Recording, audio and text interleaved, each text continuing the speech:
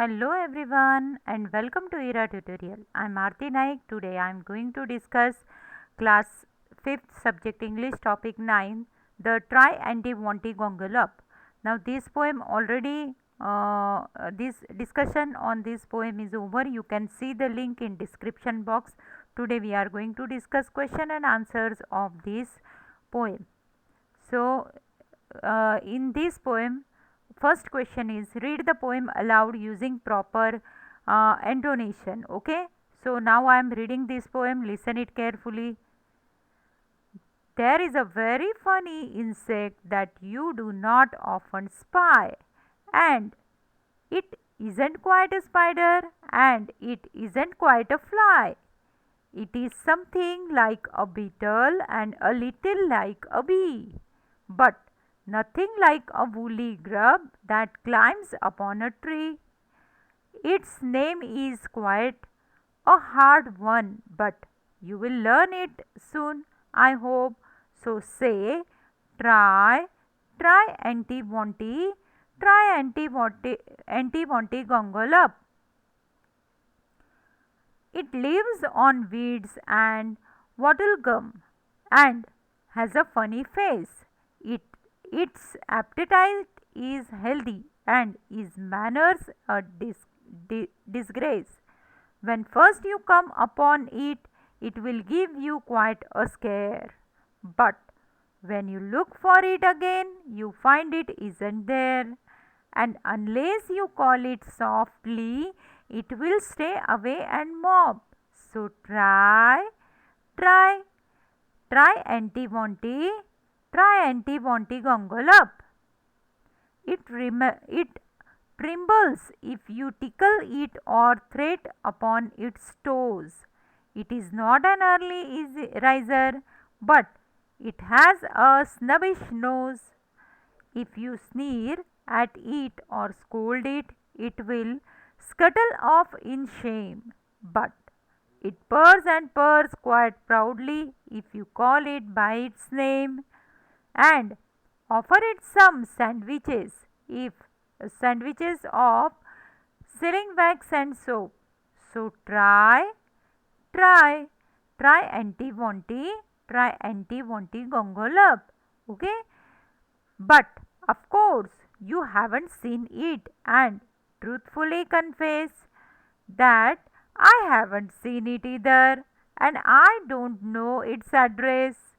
For there isn't such an insect, though there really might have been, if the trees and grass were purple and the sky was bottle green. It's just a little joke of mine, which you will forgive, I hope.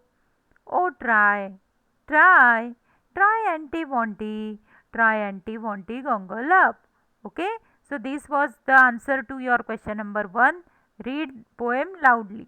Now question number 2. Note that we say its appetite, its manners, and not its appetite. Its manners, its means it is, and its means belonging to it. That means when we are saying it's and it is or it's, that is different. Its means it is and its means belonging to. That means if we are using apostrophe or s, its meaning is different. It is, and if we are not using apostrophe s, it means belonging to. Now question number 3, activities. Is the insect described in the poem is a real insect? No, poet is making joke. Poet is trying to making fool us. So think about an imaginary creature, describe it in your own words.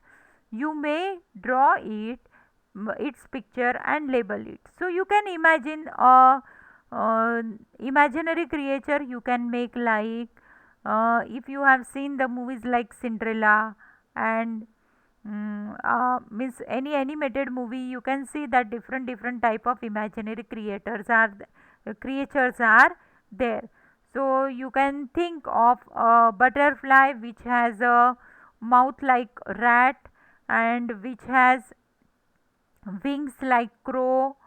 Now here you imagine something different. Okay, This butterfly has a tail like cat. Like that you can imagine and you can draw the picture. Now that is my imagination, I gave it to you, but you can imagine your own. Okay, and you can create, you can draw a new insect and you can give the name also. Think of other funny name for imaginary creatures. Write any three of them.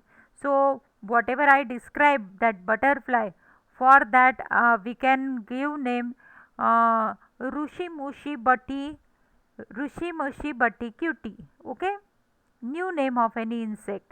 Like that some funny names of any insect you can make, that ting tong tun tun tun, like that any insect you can create, or ding dong dun dun dun, ping pong pum pum pun, like that you can make any imaginary creator and you can give this type of funny names to the imaginary creature. Okay, I hope that you might have understood question and answers which are discussed today. Before you go through this video, please see the which is link given in the description box for the explanation of the poem, and don't forget to subscribe my channel. Thank you.